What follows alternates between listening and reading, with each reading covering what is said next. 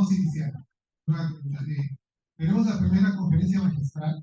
Para nosotros es un honor, para la Universidad de Autónoma de Quintana Roo, es un gran honor poder tener a uno de los investigadores, profesores históricos de la UNI, doctor Armando Lampe, para quien no lo la voz de sabe, los que están del otro lado. Vemos que se escucha bien. En dado caso que alguien hable más fuerte el micrófono, es el primer canal. Con ese, ajá, es el del micrófono. Y fue también Nos van mandando mensaje cualquier cosa. Revista Mexicana del Caribe. Fue uno de los actores más importantes para que esta revista llegara a consolidarse como una de las publicaciones de mayor impacto en todo el Caribe. Entonces, la trayectoria del doctor Armando Lampe, la voy a sintetizar, aunque es vasta. Él nació en Aruba, ¿sí? En el lugar donde se encuentra la Universidad de Venezuela, en el Caribe.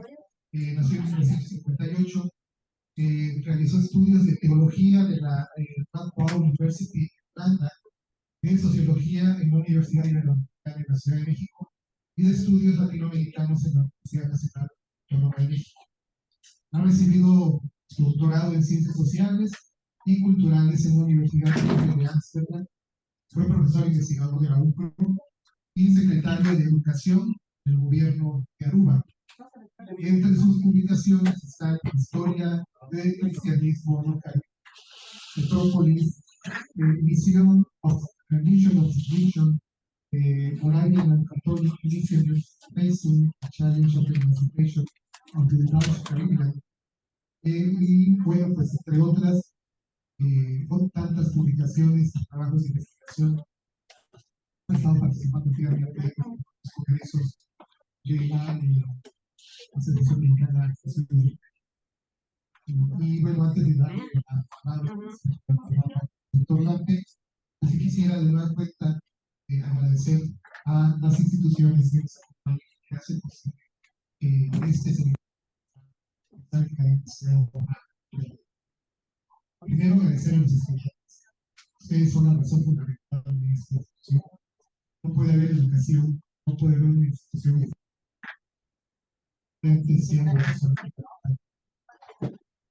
aquí.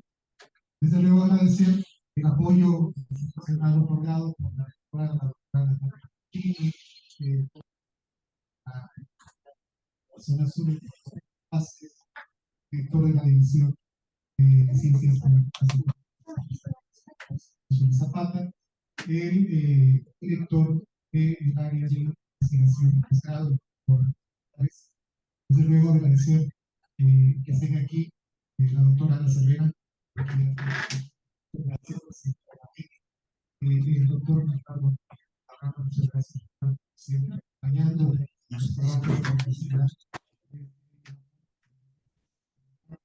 el doctor David Ricardo de la Universidad de y agradecer a mis colegas, sin ellos, pues, es posible agradecer al doctor Marta, la doctora Eva Vázquez, el doctor David, y desde luego a mi colega de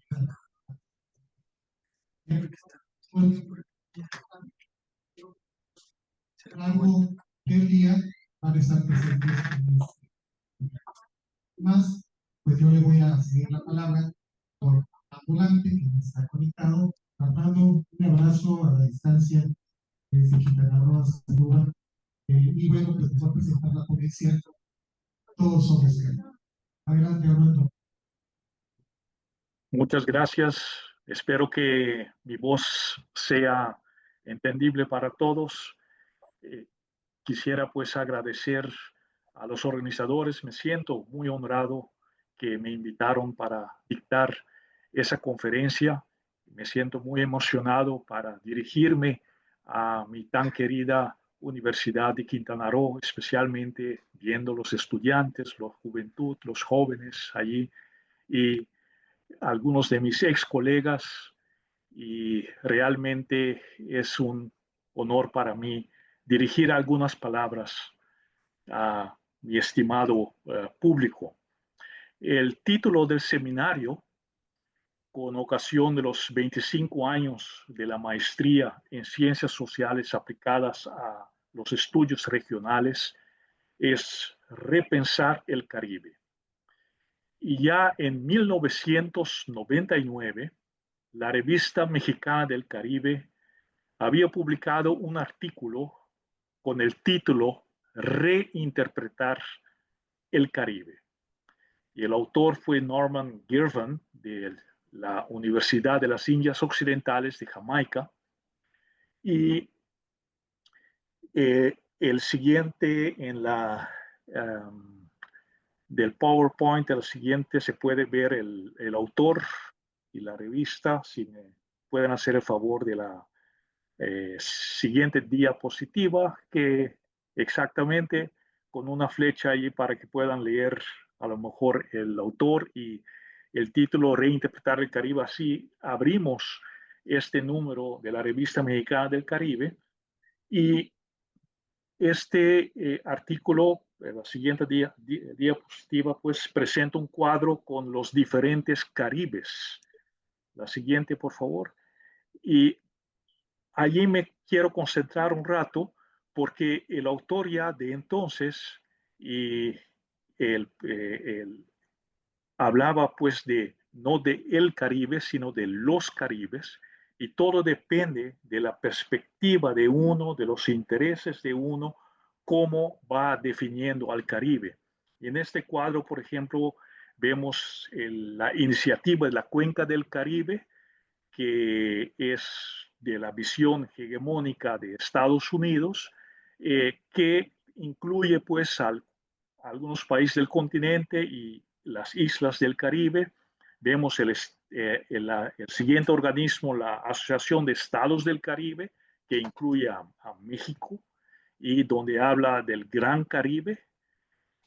Y hay organismos más bien de investigación y organismos no gubernamentales que también hablan del Gran Caribe, y la otra asociación que solamente se enfoca en el Caribe insular.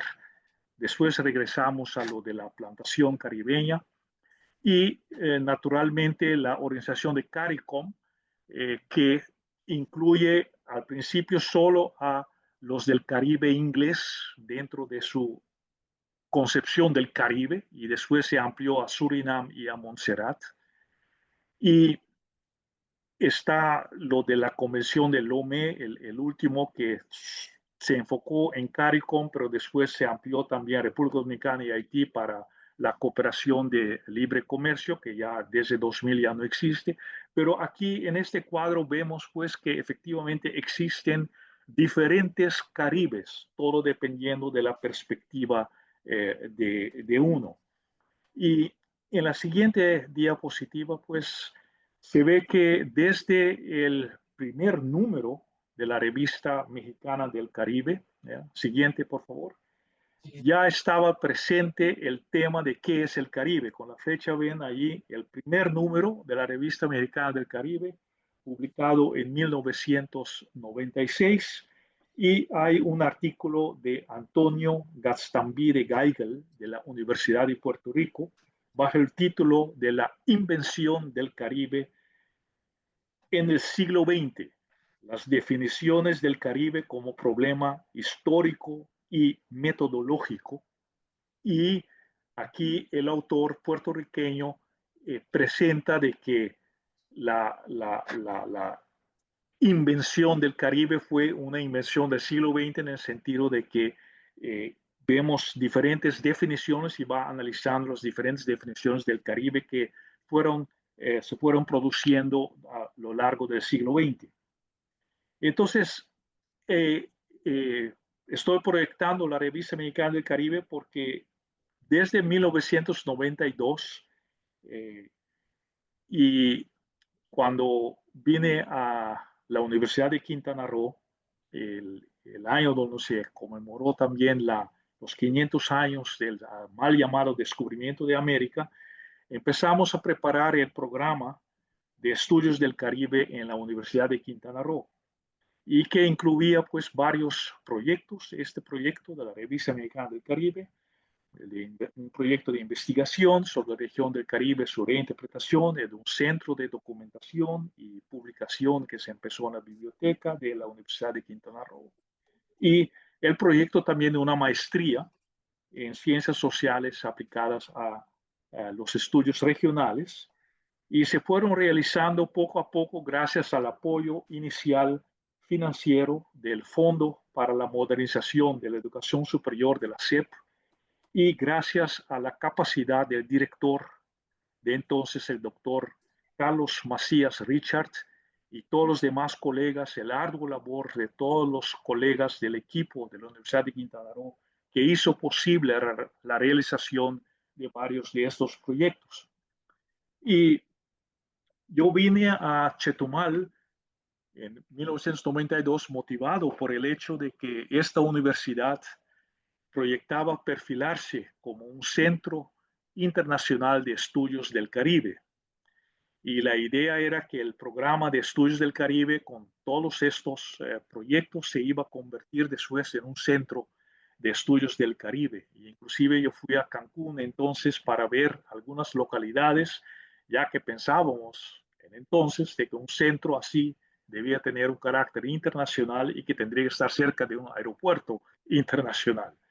Pero me alegra recibir ahora la noticia, escuché del Observatorio de Estudios del Caribe, y el profesor Rafael Romero me comentó también, junto con su equipo, están trabajando en la realización de ese centro de estudios del Caribe, y los tiempos han cambiado en la era digital, así que el tema de entonces de la localidad ya no es relevante. Y para entrar entonces al tema de mi conferencia, voy a empezar con lo de las definiciones del Caribe. En general, se identifica el Caribe, y la siguiente diapositiva, por favor, vemos el mapa del Caribe como con el archipiélago de las grandes y pequeñas Antillas. Y desde el punto de vista sociocultural, ese territorio es mucho más que el simple conjunto de las islas del Mar Caribe. Incluye también a Belice, las Guyanas, y una región pues muy heterogénea, y que produjo la primera república independiente, Haití, en 1804, y sin embargo esta misma región conserva hasta hoy colonias francesas, holandesas, inglesas y estadounidenses. Y a pesar de esta enorme diversidad, el Caribe como un conjunto adquirió experiencias históricas comunes como el colonialismo español en el siglo XVI, la institución de la esclavitud de los siglos XVII al XIX y el imperialismo estadounidense en el siglo XX. Y por eso el doctor Gastambide pues refiere también a que las diferentes definiciones que han surgido del Caribe, y la primera pues la define como el archipiélago que incluye todas las islas del Mar Caribe, y hay una otra definición a partir de un enfoque geopolítico que hablan de la cuenca del Caribe, que incluye además las costas atlánticas de las Guyanas.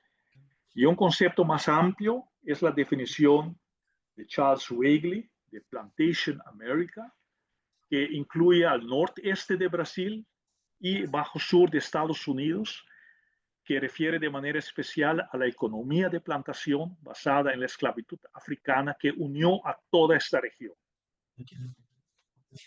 También existe una definición de carácter etnocultural que reduce el Caribe a los territorios no hispánicos de la religión. Eso se aplica en CARICOM, por ejemplo.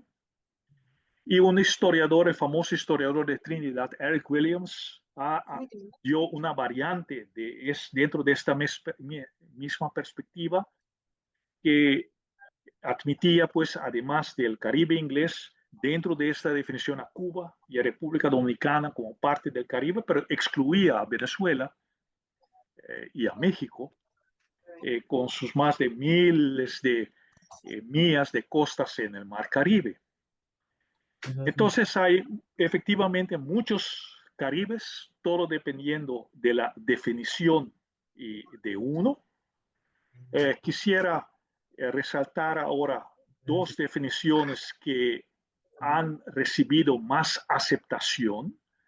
La primera, pues, incluye el Caribe de habla española, que abarca Cuba, República Dominicana y Puerto Rico, al Caribe de habla inglesa, tanto los territorios continentales de Guyana y Belice, como los insulares de Jamaica, Trinidad y Tobago, Barbados, Granada, las Bahamas y las otras islas de habla inglesa, el Caribe de habla francesa, que consiste en el territorio continental de la Guyana francesa, las islas Martinica, Guadalupe y San Martín, una parte de San Martín, y el Caribe de habla holandesa, que comprende el territorio continental de Surinam y las islas de Aruba, Curazao, San Martín y Bonaire, San Eustaquio y Saba.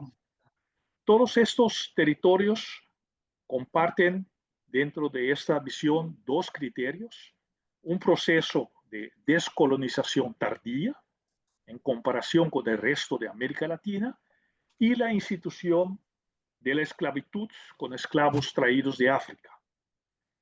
Y estos dos elementos no pueden ser separados porque la esclavitud estuvo históricamente relacionada con el colonialismo. La única excepción, a pesar de que está incluida en esto, fue Haití, que abolió la esclavitud y el colonialismo ya en 1804, pero que luego retrocedió a una situación de neocolonialismo, la ocupación militar estadounidense más larga en la historia de nuestra América ha conocido pues Haití, y un cierto neoesclavismo, refiriendo a los haitianos esclavizados en los ingenios de República Dominicana vendidos por los Duvaliers. La situación de Cuba y Puerto Rico ilustra bien esta definición para diferenciar el Caribe de América Latina. En América Latina se liberaron las colonias de la hegemonía española ya en el siglo XIX, pero no así en el Caribe, donde Cuba y Puerto Rico siguieron siendo colonias españolas hasta 1898, cuando se había iniciado en esas dos islas el dominio del imperio estadounidense, que sigue imperante en Puerto Rico. Esto es una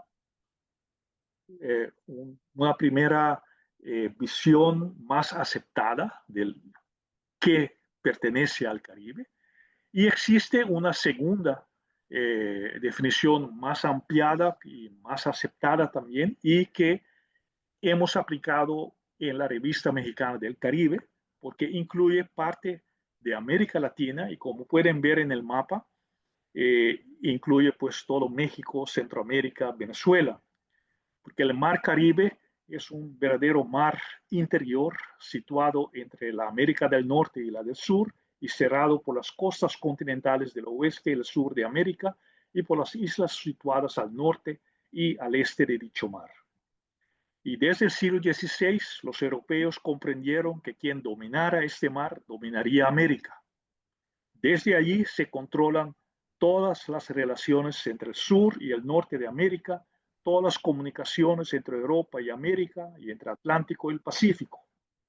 Y el Caribe se ha vuelto la frontera imperial de cuatro grandes imperios: España, Inglaterra, Holanda y Francia. Estoy utilizando el concepto de frontera imperial de Juan Bosch. Desde esta perspectiva, pues pertenecen al Caribe todos que tienen costa con el Mar Caribe, pues incluyendo lo que dije, pues México, Centroamérica, Colombia, Venezuela. Y se entiende, pues, desde el concepto de la frontera imperial de Juan Bosch, las luchas de hoy de los imperios Estados Unidos y China para controlar la ruta del Canal de Panamá. Y quisiera proponer entonces en mi conferencia de hoy una tercera definición más ampliada de cómo se debe pues ver al Caribe. En 1492, con la llegada de los españoles, empezó de cero la historia del Caribe insular, escrita por la mano colonizadora. Cristóbal Colón se perdió en el Caribe, convencido de que había descubierto las costas de Asia, y sin vacilar tomó posesión de las islas en nombre de los reyes católicos de España. Los españoles primero y después los otros europeos consideraron al Caribe insular como tierra de nadie. Luego de haber destruido totalmente la población nativa, taíno, aroacos, caribes, los conquistadores comenzaron de cero. Lo poblaron con nuevos pueblos, traídos de lejos, primero los africanos, después los asiáticos y por supuesto los propios europeos. Trajeron a las islas del Caribe nuevos productos, nuevos animales, nuevas plantas y también nuevas enfermedades. Se destruyó todo el ecosistema donde los habitantes nativos practicaban una visión del mundo donde se vivía en armonía con la naturaleza. Con el colonialismo, a partir de 1492, todo se volvió mercancía, inclusive el ser humano.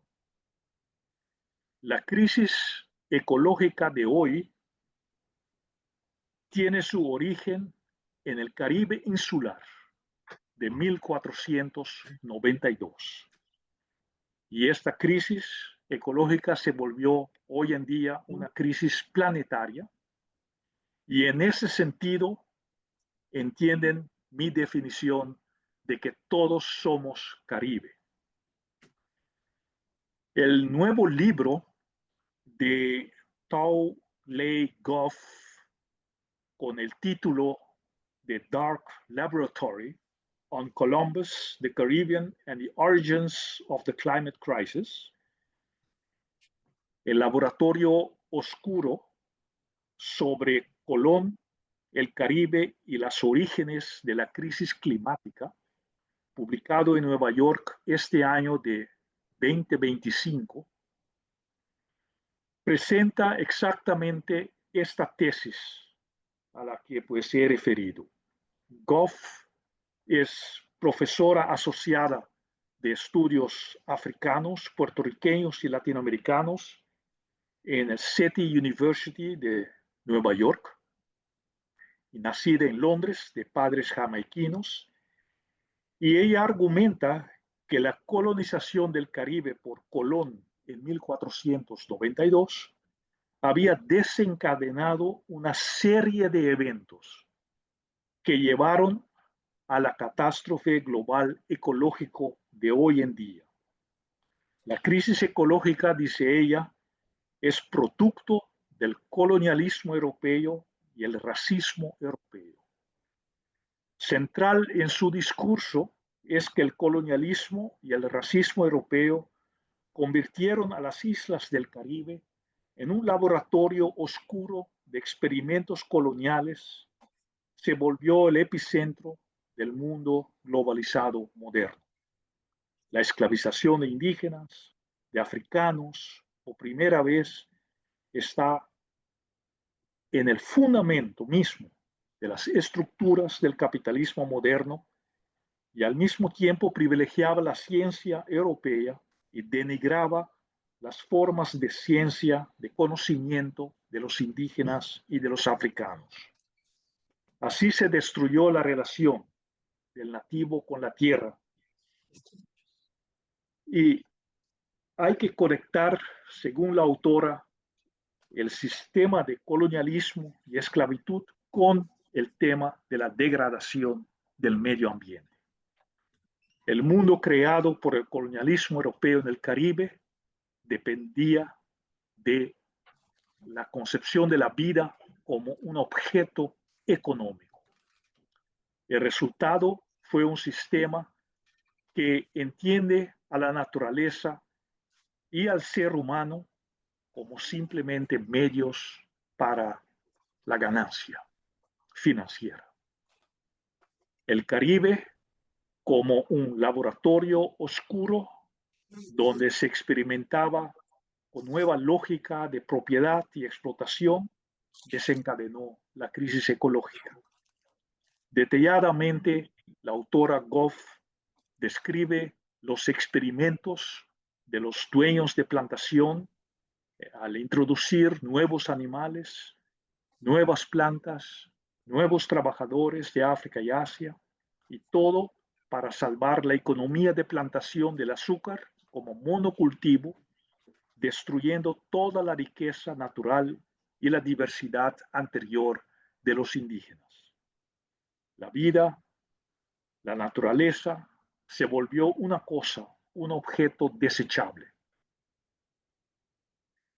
Y así argumenta a lo largo de su libro que el colonialismo y el racismo, a partir de 1492, estructuraron la actual crisis ecológica porque forman parte de sus orígenes.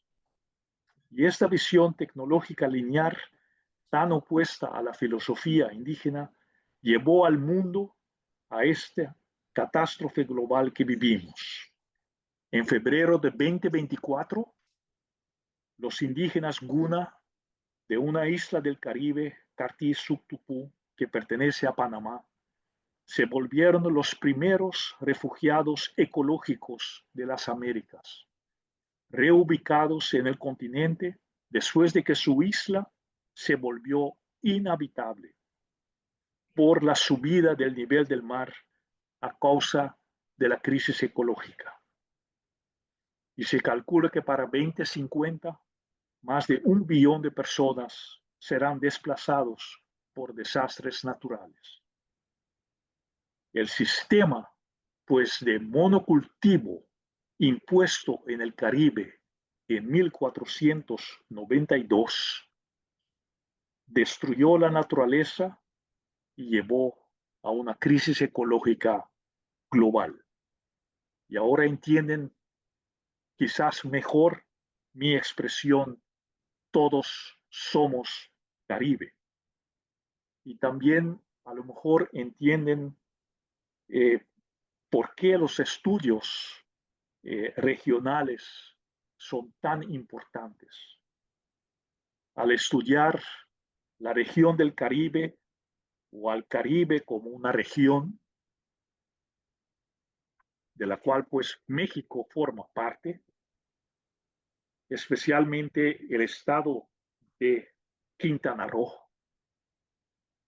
En Quintana Roo sentimos que México también es Caribe. Entendemos que la crisis ecológica actual no se puede resolver sin atender la crisis colonial y racial. Un tema tan actual como el colapso ecológico solo se puede entender gracias a los estudios regionales. Y el estudio de la región del Caribe puede ayudar a resolverlo. Negación de la condición colonial y racista lleva a la negación del origen de la crisis ecológica y limita nuestra imaginación de cómo resolverla. Aceptar que la globalización empezó en 1492 nos lleva a aceptar a querer vivir diferente y adoptar un nuevo estilo de vida, más conectada a la naturaleza y menos consumista, que va a ayudar a nuestra sobrevivencia global, colectiva, más allá de la crisis climática. La autora Goff escribe que la negación del origen de la crisis lleva a oscurecer nuestra memoria de los mercados mundiales antes del advenimiento del capitalismo moderno y la globalización que empezó en 1492 y que fue el colonialismo europeo que destruyó el medio ambiente. Otro ejemplo de la importancia de los estudios regionales para el debate en las ciencias sociales es el siguiente punto que está relacionado con lo que acabo de decir. El autor japonés Kohei Saito ha publicado un libro importante, El Capital en la era del antropoceno, donde argumenta pues que el capitalismo y la protección del medio ambiente son incompatibles y hace una nueva lectura del Capital de Carlos Marx desde esta perspectiva.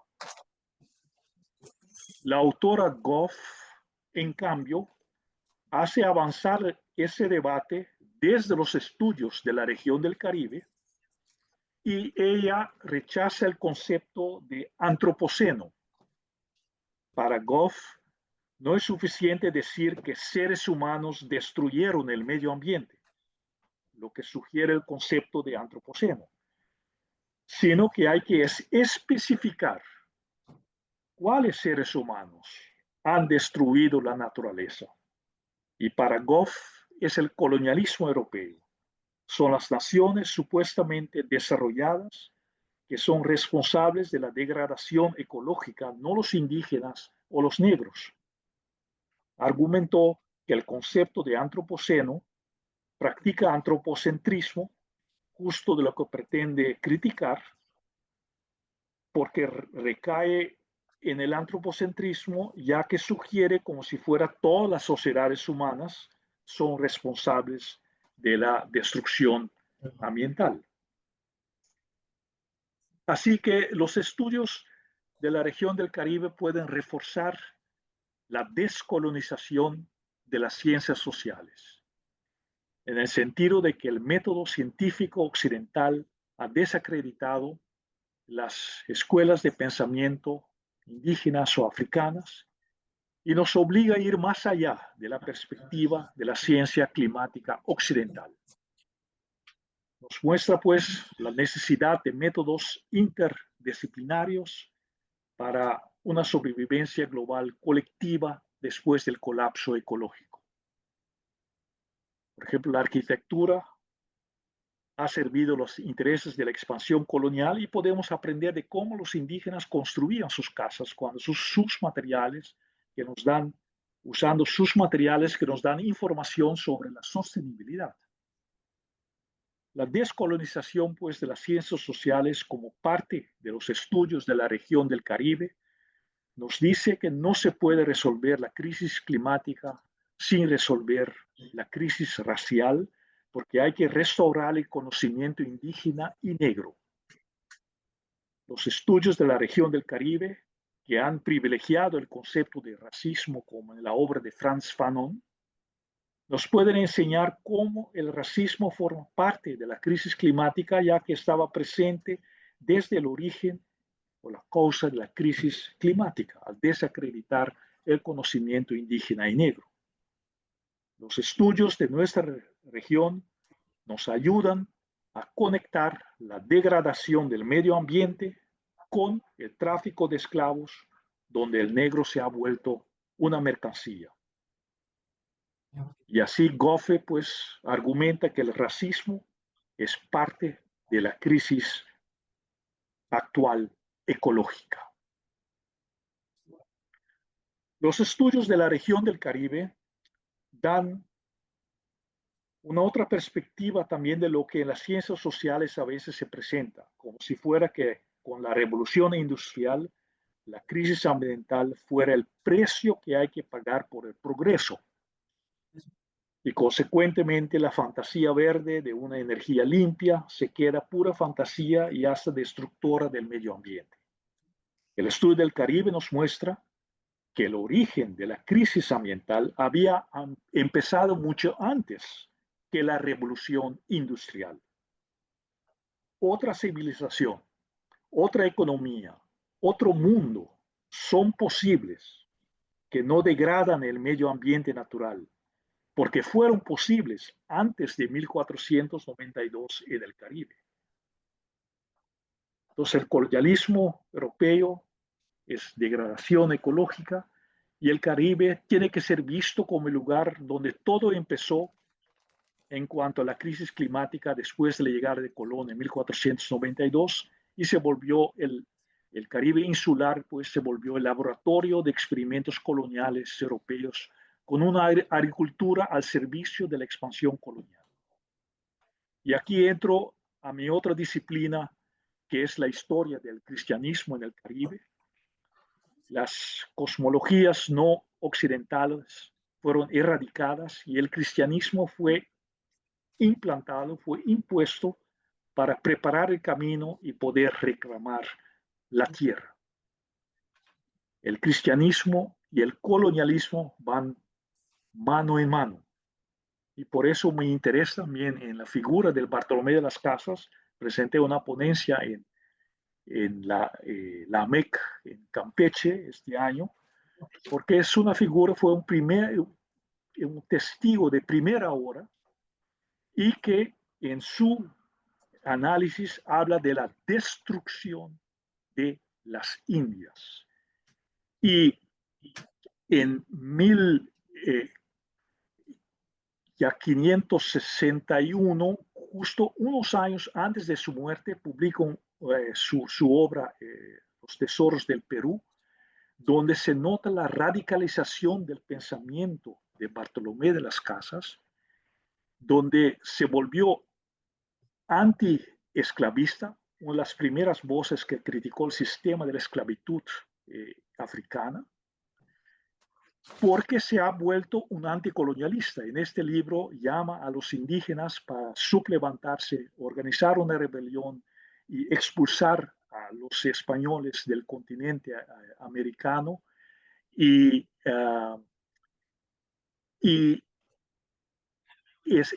esta perspectiva anticolonialista le lleva también a una perspectiva antimisión cristiana.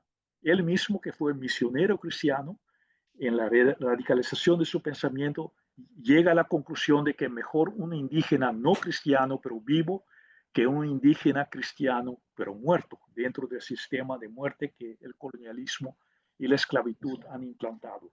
Entonces, en ese autor, Las Casas del siglo XVI, vemos pues ya una perspectiva donde la esclavitud, el colonialismo y el cristianismo no se puede separar y radicalizó y se volvió antiesclavista, anticolonialista y antimisión cristiana. Porque el cristianismo dio las justificaciones para que la corona y la cruz pudieran reclamar al Caribe insular y todavía estamos pagando el precio ecológico. La cruz y la espada, con la llegada de Colón, puso la base de un mundo globalizado de plantación con monocultivo agrícola.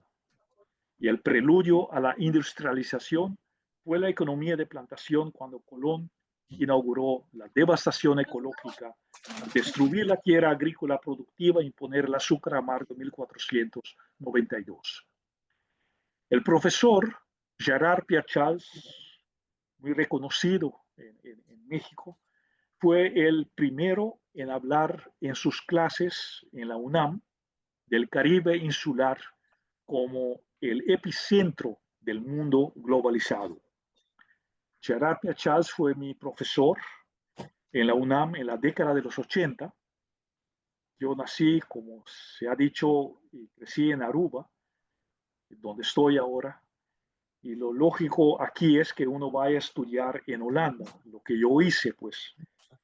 Y estaba yo siguiendo un curso en el Centro de Estudios del Tercer Mundo, en la Universidad de Nijmegen, Holanda, y pregunté a su director, el profesor Gerrit Wieser, que también se conoce un poco en México, donde él me recomienda ir para descubrir a América Latina, ya que crecí en el Caribe, pero estábamos desconectados de América Latina. Y el profesor Wieser me dijo, váyase a la Ciudad de México. La Ciudad de México se ha vuelto en el centro de estudios latinoamericanos con tantos intelectuales exiliados de las dictaduras militares que dominaban en muchos países de América Latina de entonces. Y así, después de terminar mis estudios en Holanda, viajé para la Ciudad de México y no estoy arrepentido. Así conocí a los exiliados haitianos, Gerard Piachals y su esposa Susie Castor, quienes como militantes del Partido Comunista huyeron de la dictadura de los Duvaliers y me introdujeron a la revista del Caribe Contemporáneo, del Centro de Estudios Latinoamericanos de la UNAM, donde pude hacer mis primeras publicaciones. Y cuando se descontinuó este proyecto, tuve la oportunidad en la década de los 90 en la Universidad de Quintana Roo, en cierto sentido, de continuar con el proyecto bajo el nombre de la Revista Mexicana del Caribe. México me ha dado tanto en la década de los 80 y estoy tan agradecido a México por todo lo que he recibido. Por eso me emociona decir que sí, como México no hay dos. Y en aquel entonces yo sentía que era hora para plantar una pequeña semilla en México que me ha dado tanto, y así nacieron y crecieron después bajo liderazgo y coordinación de los colegas y el arduo trabajo de los colegas de la Universidad de Quintana Roo, la Revista Mexicana del Caribe y otros proyectos como la maestría en ciencias sociales aplicadas a los estudios regionales, de la cual algunos de ustedes, del estimado público, forman parte. Y la Revista Mexicana del Caribe cumplió con su ciclo, nos siguió el proyecto en la Universidad Autónoma de Quintana Roo, pero el proyecto regresó en cierto sentido a su origen, al Centro de Estudios Latinoamericanos, CELA, de la UNAM, donde ahora se edita CARICEN, revista de análisis y debate sobre el Caribe y Centroamérica, y recomiendo a todos ustedes a CARICEN para sus futuras publicaciones. Y entonces, pues, el, hice referencia a un libro de ahora, de 2025, pero el primero en enseñarnos eh, eh, cómo el colonialismo europeo ha convertido las islas del Caribe en el epicentro del mundo moderno globalizado, donde todos los experimentos tuvieron lugar para la ideología occidental moderna pudiera dominar al mundo, fue el profesor Gerard Pierre Charles en la UNAM. Y también el profesor doctor Enrique Dussel, otro gran maestro de la UNAM, que tuve el privilegio de conocer, nos había expuesto que 1492 era el inicio de la modernidad. Los pueblos de las islas del Caribe han sufrido múltiples catástrofes y nos pueden ofrecer soluciones a las crisis actuales. De ahí la importancia también de ser estudiante de las ciencias sociales aplicadas a los estudios de la región del Caribe. Por ejemplo, los cimarrones nos pueden enseñar estrategias, cómo sobrevivir después del colapso ecológico. Si el Caribe fue una invención del siglo XX, como había argumentado Antonio Gastambide, y el artículo a lo que hice referencia al inicio de mi conferencia, entonces será reinterpretado en el siglo XXI, como había presentado Norman Girvan, a quien también hice referencia al inicio de mi conferencia. Y yo sigo la línea de pensamiento de Norman Girvan, que el Caribe del siglo XXI no estará atado a un espacio geográfico, tampoco a una definición, sino será el Caribe del siglo XXI una comunidad que comparta intereses y estrategias, incluyendo la diáspora caribeña. Por eso mi propuesta de que en el siglo XXI todos somos Caribe, porque todos estamos pagando el precio ecológico por la colonización del Caribe insular iniciado en 1492. Muchas gracias por su paciencia.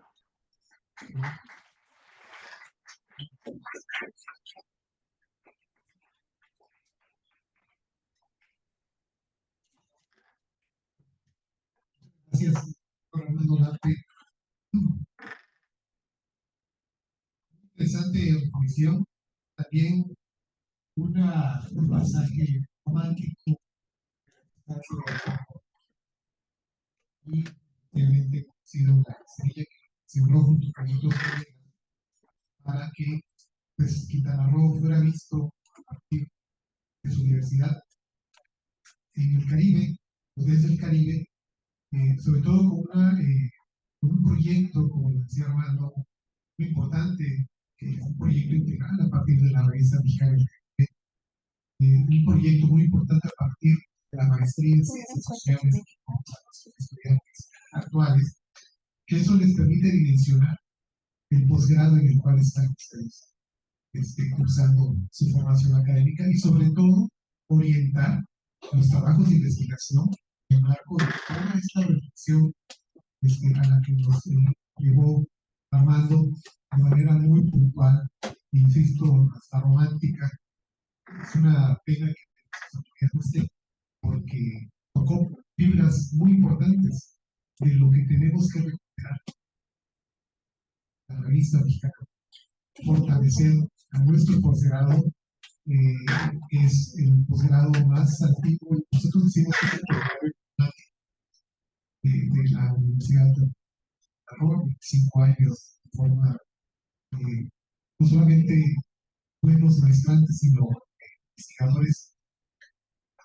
Yo recuperaría antes de ver el lugar, que no sabía tiempo. Armando nos hizo una referencia a la acción de cada elemento del Caribe, o de lo que posteriormente retoma Antonio Lastaride, el libro Tan lejos de Dios, sobre los diferentes Caribes y estas diferentes etapas que hay, lo cual nos lleva a establecer diversas definiciones a partir de procesos históricos, a partir de características culturales, a partir de cuestiones que tienen que ver con la colonización del Caribe a partir de los imperios que llegaron y los imperios que se integraron posteriormente, en el caso de Estados Unidos. Esta pluralidad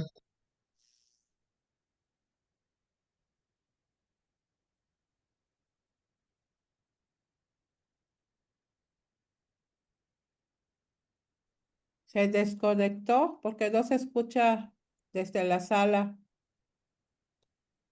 no sé si se escuche allá. Ya. ¿Ya? Ok. Y recuperar algunos autores que han contribuido a estudios del Caribe, destacar la importancia de los estudios por parte del trabajo que tenemos que hacer y haciendo énfasis también en algo que a lo mejor pudiera ser, ¿cómo decirlo?, tan común en el discurso actual, pero que sí lo es, que son los temas asociados a la crisis ambiental a partir del colonialismo imperial, Armando. Y bueno, yo dejaría aquí esta reflexión para hacerles la invitación, para quien quiera hacer algún comentario, para quien quiera hacer alguna pregunta, tenemos todavía tiempo. Creo que es una muy buena oportunidad para dialogar con nuestra buena hermana, Facultad de las Ciencias a través de los libros. Sí, por allá, y me ayuda.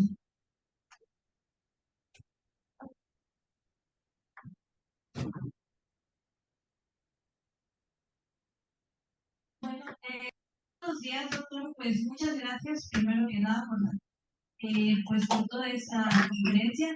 Mi pregunta o pues un señalamiento es que en el texto de Norman Gilbert hay una parte en la que cita a un autor puertorriqueño muy importante, que es Rodríguez, y este menciona que a los puertorriqueños no se identifican tanto o no les gusta que se les clasifique como caribeños porque es para ellos caer como en una clasificación sociológica y prefieren identificarse con el término de artillanía.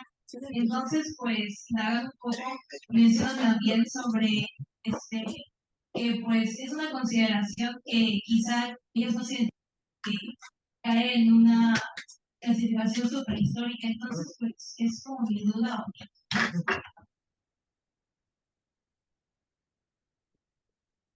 Sí, gracias. El sonido, el audio no es muy claro para mí, pero si lo que entendí de su pregunta es sobre la cuestión de la identidad, cómo los puertorriqueños y cómo los isleños, con qué se identifican, cómo se identifican y efectivamente la cuestión ya de la identidad es mucho más compleja que estas definiciones que estuvimos presentando aquí.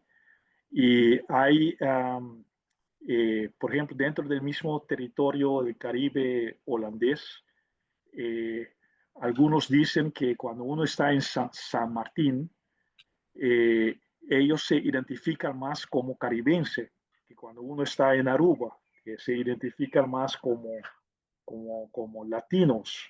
Entonces, la cuestión de la identidad efectivamente es mucho más compleja, como correctamente ha señalado.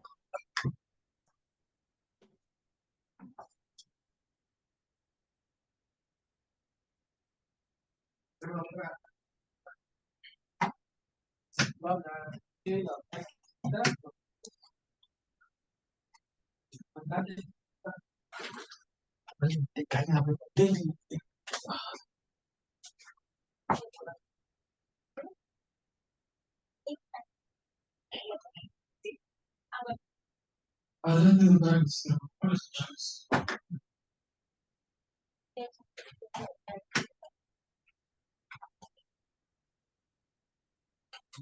Adelante, ¿qué dijiste, Rafa? Si tiene alguna pregunta. Yo tengo una pregunta.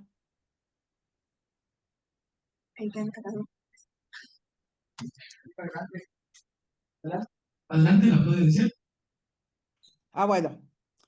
Bueno, pues para mí no hay duda que me siento y soy caribeña. Y que que comparte el doctor Lape, pues es muy emotivo para mí por todos estos espacios que menciona, todos estos autores, todas las posturas que se han dicho sobre el Caribe, ¿no? Sin embargo, también yo creo que a veces no hablamos de los chinos o los asiáticos en general y los de la India, que también fueron traídos después de la esclavitud, como casi en un sistema esclavizante, que también forma parte de este Caribe, ¿no? Y lo vemos en Trinidad y Tobago, San Vicente, en Belice, lo vemos en varios lugares, que también fueron vistos como medios de producción, que en su conjunción, desde 1492, como dice el doctor Lampe y otros historiadores, pues han causado este laboratorio oscuro que, que va más allá, a mi entender, de lo ecológico, porque también es financiero, es crisis social, es crisis cultural, por esta cosa que ya se mencionó de la identidad, en donde también participa la población local con mentalidades colonialistas, ¿no? El desplazamiento que llevó y que está llevando actualmente, sobre todo por la parte ecológica que se suba a las otras crisis, el confrontamientos de estos grupos que se mueven a otros territorios, que se enfrentan con gobierno por los derechos a la tierra y por otros derechos que les son negados, ¿no? Que son fundamental derechos humanos o derechos indígenas y de afrodescendientes.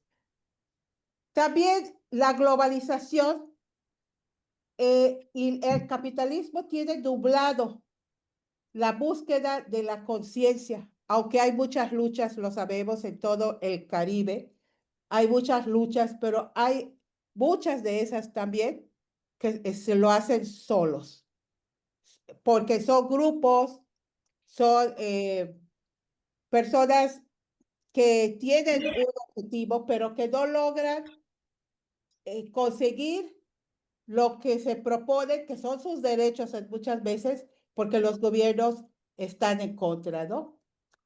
Entonces, estoy muy de acuerdo que la descolonización tiene que resolver estas crisis, ¿no? Pero mi pregunta aquí, una de mis preguntas es, ¿qué hacemos? ¿Recuperamos lo tradicional, ancestral? Porque sabemos que aún hay rasgos de estos en este gran Caribe. Pero, ¿cómo lo vamos a hacer cuando hay tecnología e innovación, principalmente promovido como otra táctica neoliberal que nos causa confusión? Y, ah, y también cuando hablamos de la religión y ese sincretismo, podemos decir que este como sincretismo que sucedió en la religión también está pasando en nuestras mentes en cuestiones de cultura, identidad, economía, cuestiones sociales, eh, ecológicas, etc. Entonces, ¿cómo vamos a seguir adelante? A mí me parece que, y esto lo tengo claro, creo que desde siempre, una parte es que tenemos que ser cimarrones, pero cimarrones hoy del capitalismo y de la globalización. Y por eso todo lo que se mencionó, y pues apelo a los jóvenes, a los no tan jóvenes y a todos los amantes del Caribe que tenemos esta virtud de poder explicar lo que sentimos, el pasado, el presente, el futuro, a nuestros estudiantes de la maestría a, a ser cimarrones, ¿no? A pensar diferente, a cuestionar el sistema actual del capitalismo y de la globalización, que por cierto ya está bastante comprobado que ha sido un fracaso, ¿no? Entonces, tenemos que ser cimarrones. Pero bueno, mi pregunta, ¿cómo combinar lo ancestral que funciona, había funcionado y que no nos lleva a estas crisis, cuando la mentalidad de lo que llamamos tecnología moderna, la modernización, la innovación y que muchos académicos caemos en esos discursos que al final son neocolonialistas, ¿no? Porque ¿de dónde viene? Hay que preguntarnos eso.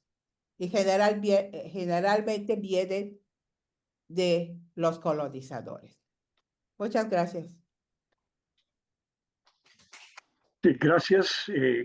Estoy totalmente de acuerdo y como pues ha señalado también quien hizo la primera pregunta, que sí, me enfoqué en la crisis ecológica, pero ha desencadenado el colonialismo desde 1492, una crisis de identidad, pero también la crisis económica, etcétera, a la que pues tú refieres. Y estoy totalmente de acuerdo con eso. Ahora, eh, ¿qué, ¿qué hacer? Mira, en 2020 pasamos por una pandemia global y donde eh, en cierto sentido el estilo de vida consumista eh, tuvo una pausa, un momento, y, y después, cuando ya se normalizó y se regresó a la vida normal, el patrón consumista continuó. Y como si fuera como la humanidad no ha aprendido de esa experiencia. Y en ese sentido, eh, yo veo que la humanidad eh, ve el derrumbe y sigue este camino hacia el derrumbe. Eh, y por eso nos tenemos que prepararnos para el día después del colapso ecológico, porque cómo evitar si pasamos por esa experiencia de 2020 y casi nada cambia. Y por eso yo creo que es importante entonces lo que mencionas también de, por ejemplo, los cimarrones que están fuera del sistema nos pueden enseñar de que se puede vivir con poco. Y esta lección va a ser clave para el día después del colapso ecológico. Entonces, y las otras, hablaste de los sincretismos, pues otras concepciones del mundo que nos pueden preparar para el día después del colapso ecológico con una visión diferente, la visión que los colonizadores nos han enseñado. En ese sentido, yo creo que podemos prepararnos para el futuro. No sé si mi respuesta es demasiado pesimista para ti.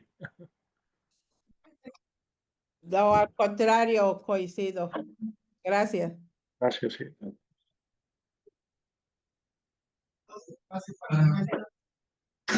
La doctora Nadia.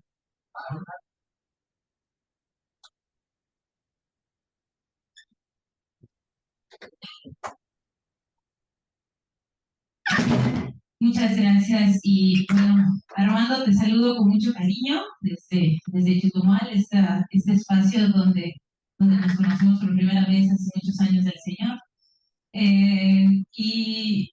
Y me parece muy interesante que retomes esta parte de la región y de la importancia de la decolonizar en la región. De nuevo volvemos a coincidir en pensamientos, pero yo iría un poco más a no solo a la idea del pesimismo, ¿no? Que lo has apuntado en esta noción del inevitable colapso del sistema, que genuinamente espero que colapse porque ya no va para más.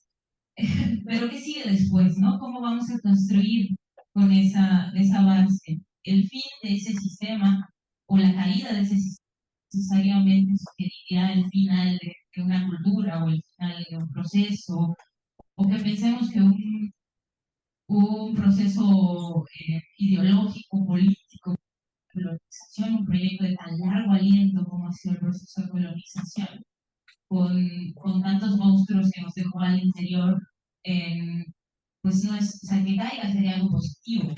Pero cómo reconstruir, esa es la búsqueda, ¿no? Cómo construir hacia ahí. Y creo que esa es un posicionamiento en el que hay que desaprender. Yo creo que esa es justamente la tarea a la que los que llevamos algún tiempo aprendiendo el Caribe, tenemos que empezar a desaprender el Caribe. Y en ese sentido, el diálogo con los estudiantes sería muy rico también en ese sentido, porque las construcciones de la región Caribe fue una región construida a partir de la colonización. El término Caribe viene de los colonizadores. ¿Dónde quedan entonces esas voces y cómo esas voces? Esto no lo vamos a poder quitar de nuestra historia, no hay manera de borrarlo de nuestra historia, pero ¿cómo vamos a construir a partir de hoy en diálogo directo con esa historia? ¿Cómo vamos a restablecer un diálogo con lo tradicional, con la tradición más que con lo tradicional, como dice Cruzita, efectivamente, en términos de incorporar lo que sirve y desechar aquello que no nos sirve a nosotros para nuestras comunidades? Y, por ejemplo, me lleva a un caso como muy específico, ¿no? O sea,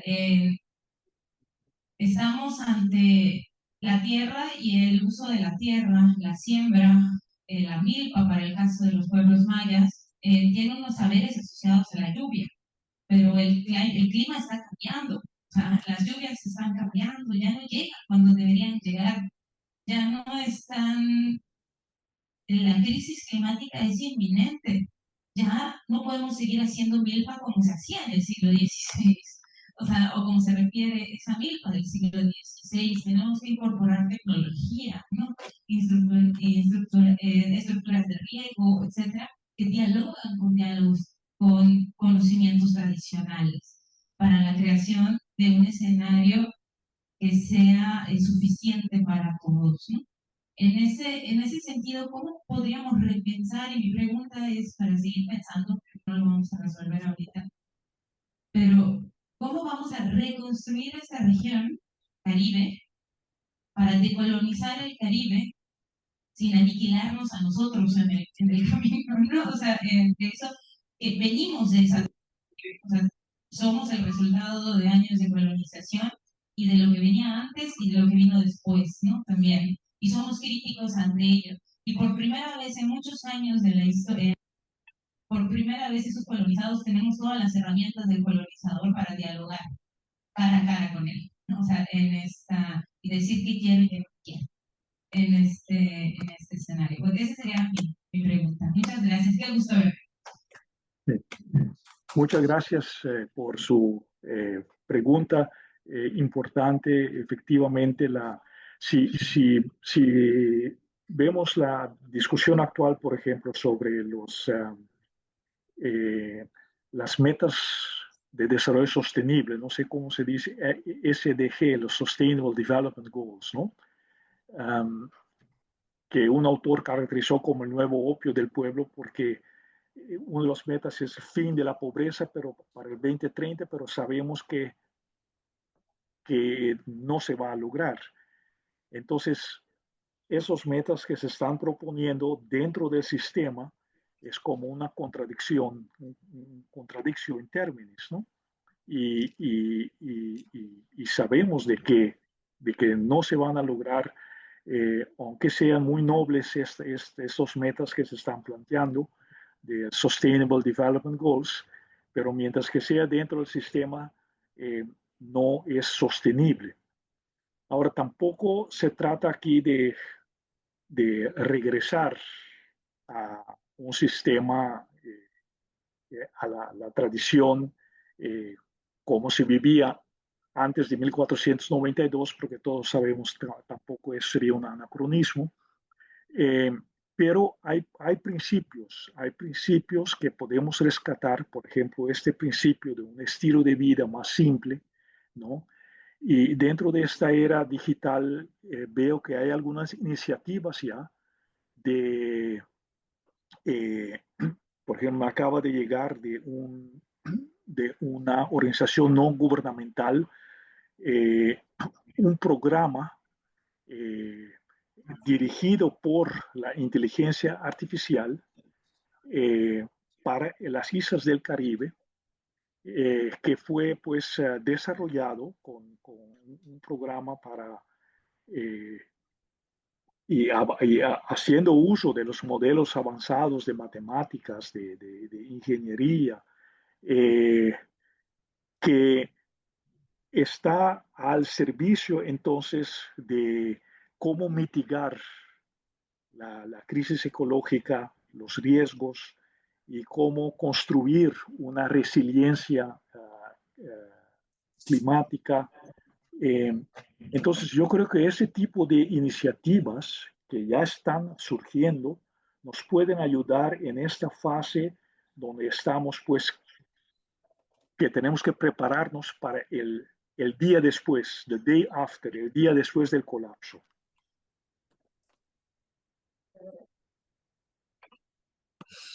Muchas gracias.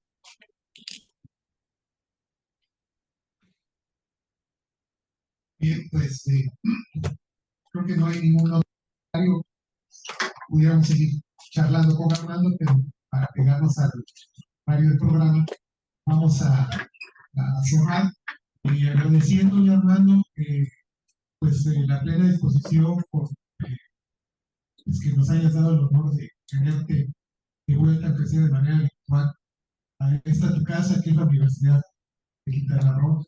Están las puertas abiertas, Armando, seguramente seguiremos en contacto en cuestiones futuras, porque tenemos, digamos, la intención de que esta línea de trabajo, el repensar el Caribe, sea un ejercicio constante y permanente, no solo de la UCRO, sino de todas las instituciones, como decía Ana en la inauguración, de manera colaborativa. Bueno, pues igual tú participas en la MEC, pero también participas con nosotros, es decir, finalmente somos una familia que está interesada en los estudios y la problemática del Caribe. Antes de cerrar, me pide Adela, ¿te acuerdas de Adela Vázquez, nuestra colega, que quiere hacer un comentario?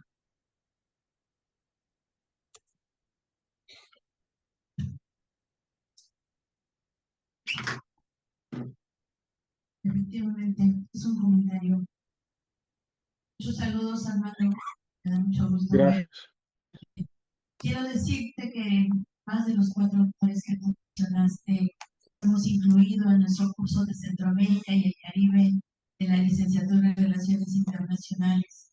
Y además agregar que efectivamente una de las conclusiones que sacamos en este curso es que tenemos muchas definiciones del Caribe, que es un tema sumamente complejo y quisiera agregar lo que nos dice el doctor Pablo Mariñas, que hay que historizar ese concepto porque siempre ha sido construido desde fuera.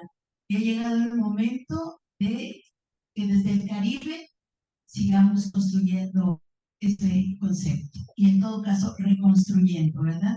Entonces, pues te comparto lo que hemos aprendido, lo que todos los estudiosos del Caribe han sacado. Así es que seguimos trabajando sobre el Caribe, Armando. Te mando muchos saludos. Gracias. Gracias, Adela.